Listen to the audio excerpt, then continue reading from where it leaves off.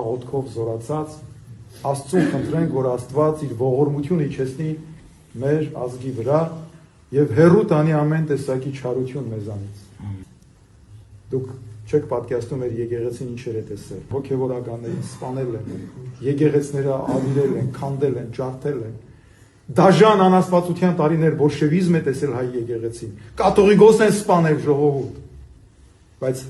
հայ հավատքը չեն կարողացել սպանել։ Էջմիածին ուզեցել են փակեն, բայց ովքեր գիտեք, հայ բոլշևիկները, օտարները չէ, հայերը կաթողիկոսին 1938 թվականին խեղդելով մայրաթոռում։ Ստալինը չփակեց Էջմիածինը։ Իսկ այսօր հայինն է ձեռք բարձրացնում։ 12 քահանա ձերբակալելը կարծես 12 առաքյալների ձերբակալեն։ 3 եպիսկոպոս, արքեպիսկոպոս են ձերբակալել։ Հանի հայի մեջից հայ եկեղեցին, հայը դադարում է հայ լինելուց։ Այնպես որ զգույշ եղեք, աղոթեցեք բոլորի համար, մեր հայոց հայրապետի համար, մեր բանտարկյալ գերեվարված հայորդիների համար, մեր առաջնորդների եպիսկոպոսների համար ասել եմ,